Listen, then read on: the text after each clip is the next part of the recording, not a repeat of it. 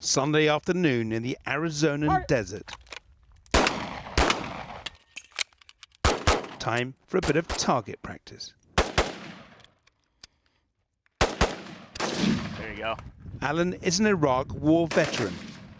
It looks like he's never left the combat zone. So I carry 5 magazines on this. 1, 2, 3, 4, 5 for my AR. Alan helped launch Veterans on Patrol.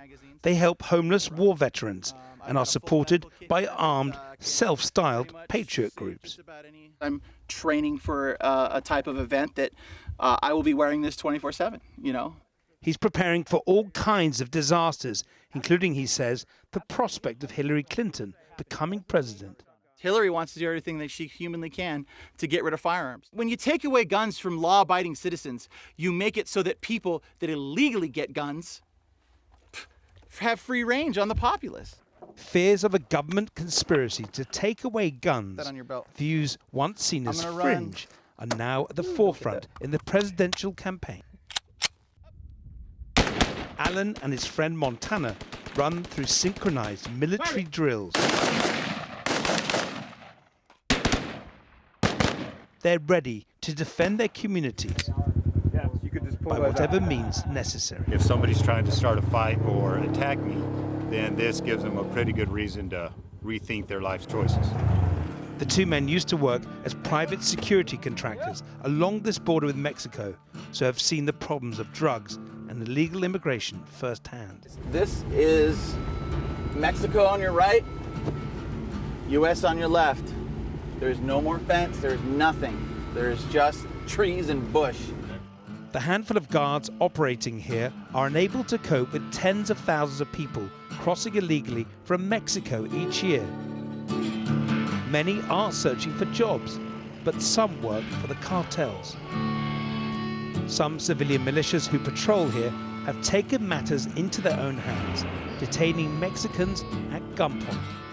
It's here that Trump wants to build his wall. I will vote for Trump because of the fact that he is going to do something about this border. He sees the problem. You believe him? I see Trump, yes, opening his mouth and saying some things that to some people might constitute as bigotry and constitute as racism. I see it as he wants to shed light on a problem that a lot of people are choosing not to look at. They're going to look up from their cappuccino inside a coffee shop in the middle of New York City and say, well, I don't see anything. They must not know what they're talking about. It doesn't affect them.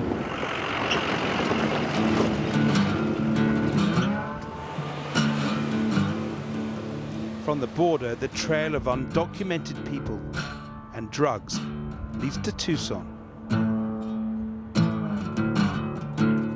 The brutal Mexican drugs cartels have put down roots across this city. Gang crime and drugs-linked violence leaves residents feeling scared and vulnerable. Alan's organization, Veterans on Patrol, run this camp for homeless vets.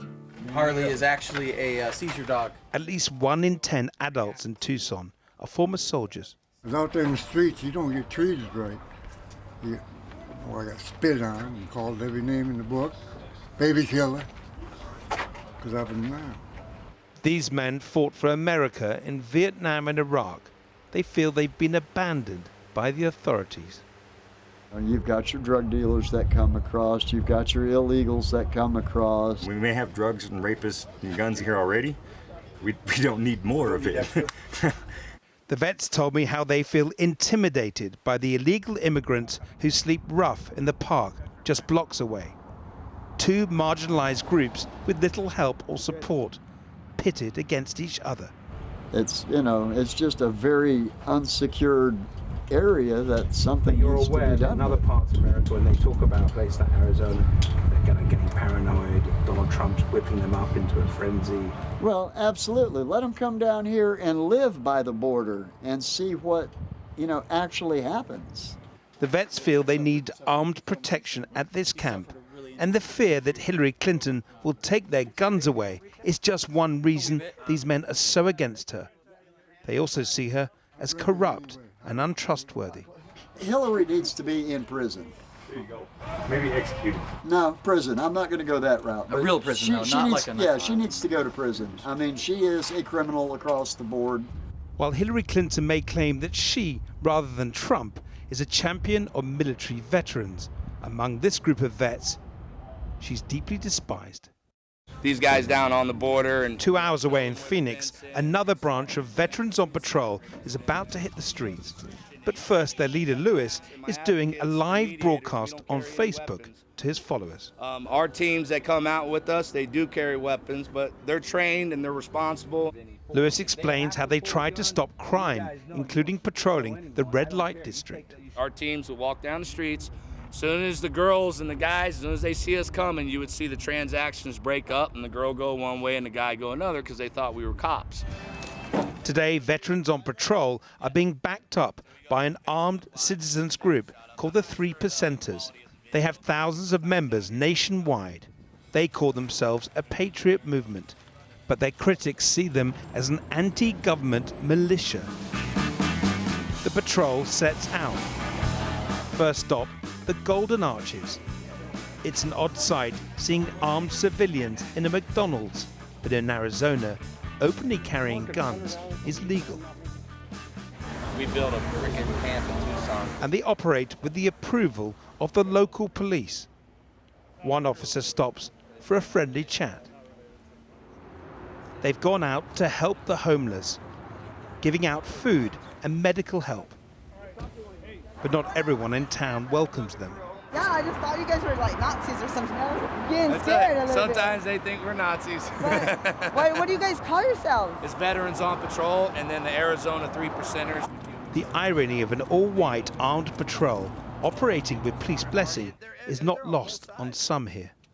Yeah, I think if I had like a gun, like on my hip, like openly. Went on a patrol. Oh yeah, absolutely. Yeah, I think if I like went in people's neighborhoods, people would call the police, like right away. He's able to laugh this one off. But America is on edge. So what have we got here? This looks like flour. In this increasingly fraught atmosphere, Alan has many fears. Civil unrest, just one of them.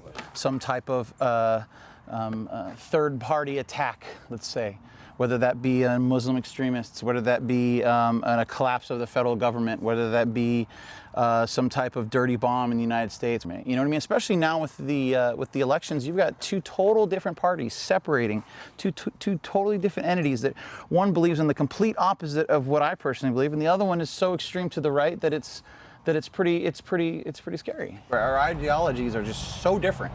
I feel that it would cause a war. He's taking no chances. Like tens of thousands here, he's a prepper. People who stockpile food and weapons. That's an entire Costco thing of hot dogs. These are my own reloads. He tells me he and his friends have also hidden 1 million bullets in the desert. Years So you go and bury this? Absolutely. Where do you go and bury this? That's none of your business. Alan pulled out some biscuits he's been storing for some time. Are you allergic to coconut or anything like that? Oils or anything? Find out. Cool.